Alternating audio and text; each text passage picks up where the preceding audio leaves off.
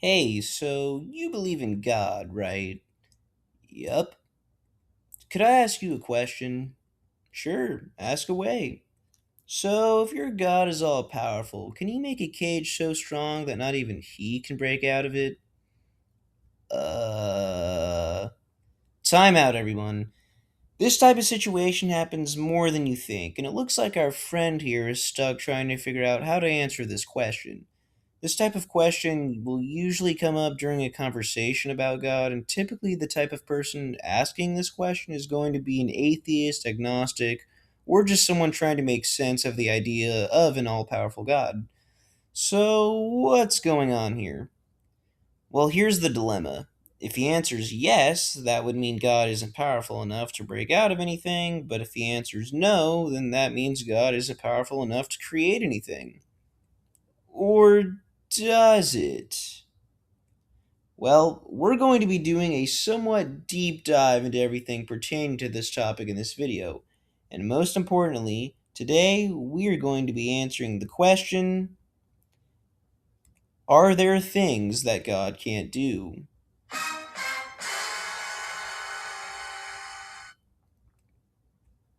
So, why is our non believer friend asking this question? Is it A, he's genuinely curious about what your answer is going to be? Or B, he's trying to pin you down with a gotcha question by attempting to force you into taking a position that isn't logically consistent? Unfortunately, most of the time it's going to be option B, which means your atheist friend probably isn't acting in good faith, it turns out. So, what is a gotcha question, you might be wondering? Now, I'm sure you've all heard this term before in politics or just in debate type settings and discourse, but I'd like to go over what this is in order for you guys to gain a bit more clarity for what usually goes on in these types of scenarios. So, a gotcha question is a tricky, manipulative question designed to trap someone into saying something damaging, revealing an inconsistency, or looking foolish to catch a person off guard and discredit them.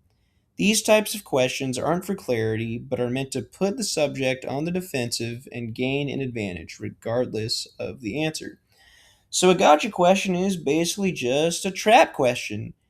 And if you were the one being asked, well, you, my friend, are the one about to be trapped.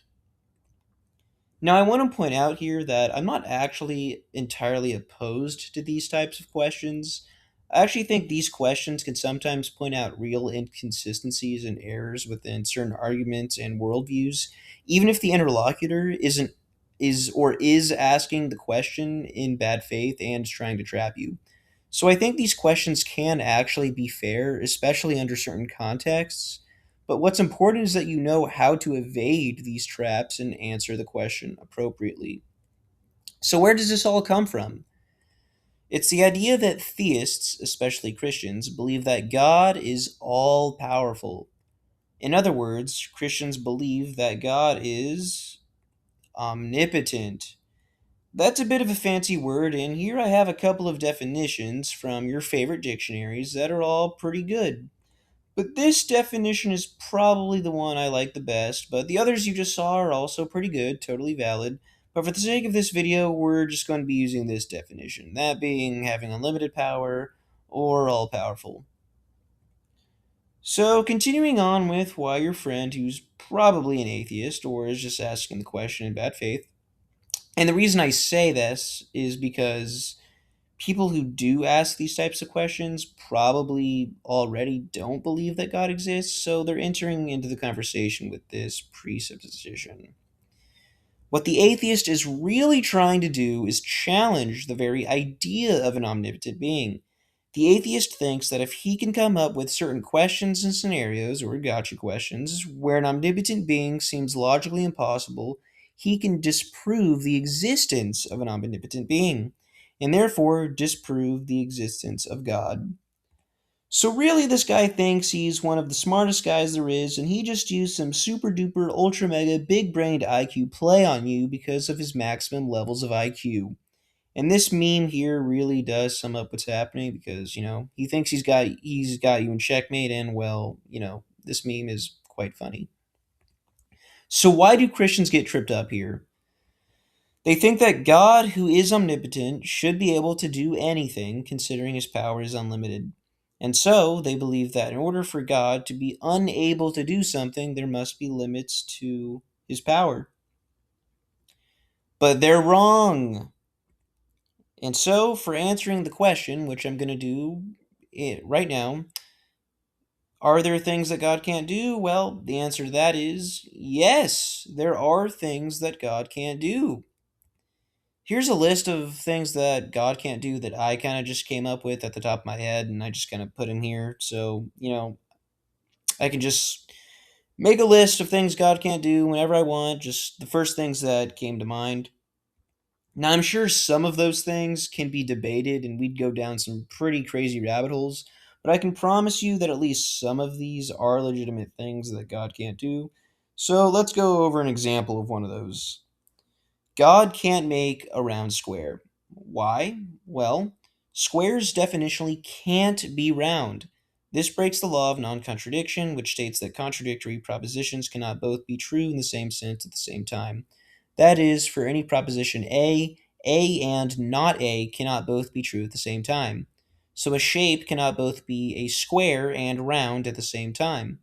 It is inconceivable as the definitions of round and square are mutually contradictory. The words cancel each other out. The phrase round square doesn't describe any possible state of affairs. It is a semantically empty description, not a genuine thing that could be created even in principle. So, why can't God do these things? Well, because they are not real things to be done at all. I like to put these things God can't do into two categories. The first category are things that are logically or intrinsically impossible, and the second category are things that are contrary to God's perfect nature. So, in category one, these are tasks or states of affairs that are contradictory in themselves. They don't describe any coherent thing that could exist or be done, even in principle. So, things like this are like making 2 plus 2 equal 5, creating a married bachelor, making something exist and not exist at the same time. And the reason why God can't do these things is that they're logical contradictions and they're not real possibilities or things to be done. Now, category two, which is things that are contrary to God's perfect nature, are things that are logically possible, that is, a creature could do them, but impossible for God because they would contradict his essential attributes. So things like this would be lying, sinning, denying himself, becoming unjust while remaining just, ceasing to exist, or be tempted by evil in a distorted way. And the reason why God can't do these things is because to act against his essential attributes would be for God to cease being God, which is a kind of contradiction at the level of his very being. Now, you could make a pretty good case that everything here in category 2 is actually a subset of category 1, which is totally fine. But these are just what I would call the two main categories. And a good rule of thumb to figure out if something goes into category one is if you can't even imagine it being done in your own mind. And if it's in category two, it's something you can imagine a person doing or a creature doing, but you can't logically reason with God doing it. Now, there's going to be a lot of Christians out there who are all like, but you're denying God's omnipotence. How dare you say that there's things God can't do? You're denying God's omnipotence. We shouldn't ever say that God can't do things. No, I'm not. Chill out. I'm not denying God's omnipotence. It's not that God can't do these things because his power is limited, but because these things are just not things to be done. The impossibility of these things lies in the concepts themselves, not in any deficiency in God. Still not convinced? Well, here's what Thomas Aquinas says. Therefore, everything that does not imply a contradiction in terms is numbered amongst those possible things in respect of which God is called omnipotent, whereas whatever implies contradiction does not come within the scope of divine omnipotence, because it cannot have the aspect of possibility. Hence, it is better to say that such things cannot be done than that God cannot do them. For whatever implies a contradiction cannot be a word, because no intellect can possibly conceive such a thing. And this is him addressing the things that would fall into category one. But it turns out he also addresses category 2, and he says, to sin is to fall short of a perfect action. Hence, to be able to sin is to be able to fall short in action which is repugnant to omnipotence. Therefore, it is that God cannot sin because of his omnipotence. So, sinning is one of those things that God can't do. It falls into category 2. It goes against his own nature. And, I'm sure Thomas Aquinas would say all those other things, I listed before in category 2 that God can't do.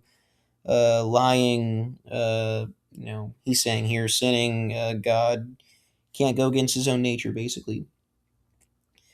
Now, Thomas Aquinas does say here that it is better to just say these things in category 1 are just things that can't be done rather than saying God can't do them. But in essence, he's just saying that, yeah, these are things God can't do, but it's just better to say that they're just not things to be done so as not to confuse people, probably.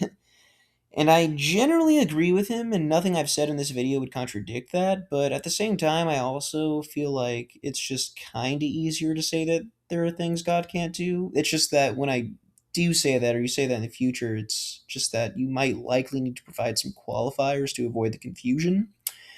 And also, I'll provide a link here or in the description so that you guys can go find these quotations for yourself.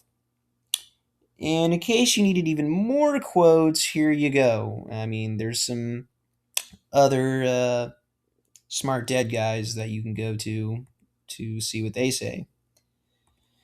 So yeah, I bet you all didn't think I could quote smart dead guys, huh?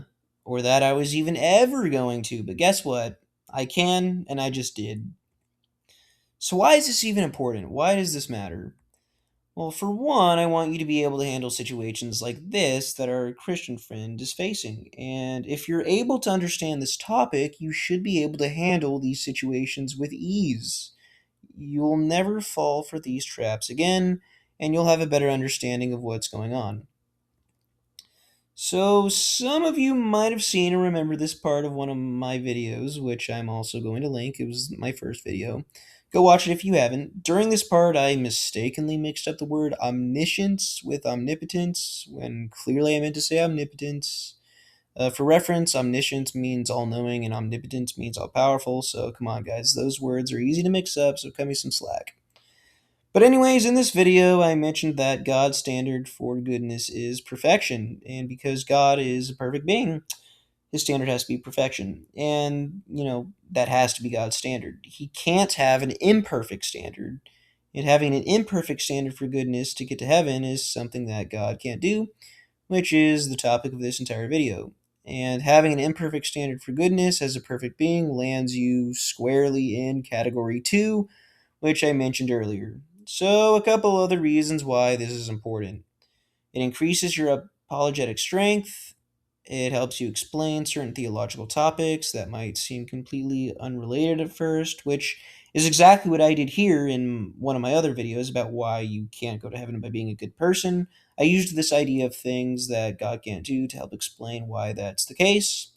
And finally, it helps with evangelism, especially towards those who are skeptical of the idea of God. So, what should our Christian friend do, or anyone else for that matter?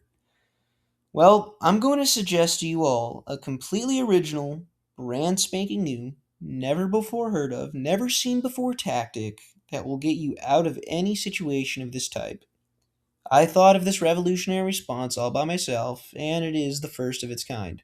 You'll never fall for these kinds of traps ever again, and this tactic is called just say no.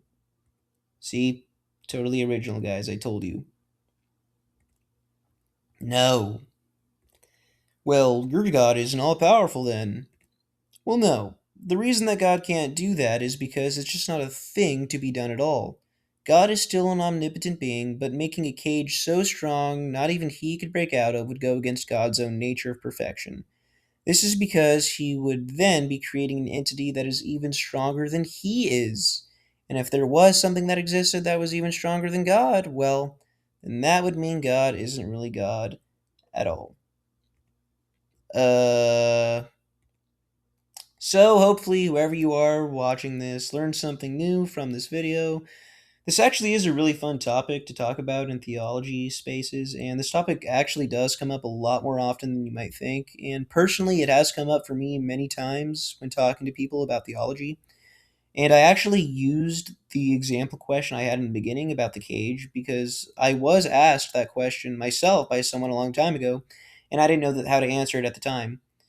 Maybe try, playing a game with your friends where you see how many things you guys can come up with that God can't do and see which category they go in, the category one and category two.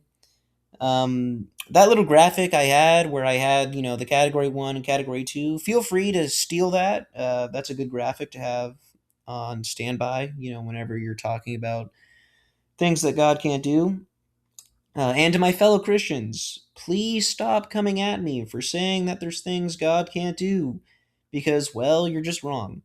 And hopefully, in this video, I've proven that. We shouldn't be scared to talk about this subject, and once you do grasp this topic, I promise you that your understanding of God, the Christian religion, and your faith will become even stronger. So, if you made it all the way to the end of this video, well, congratulations. I hope you enjoyed it. This video took a decent amount of time and effort to make, so I hope it was worth it. So, what did you guys think? Do you think I'm wrong when I say God can't do things? Should I be burned at the stake for even suggesting such a thing? Leave a comment down below, let me know your thoughts, and thank you all for watching. God bless.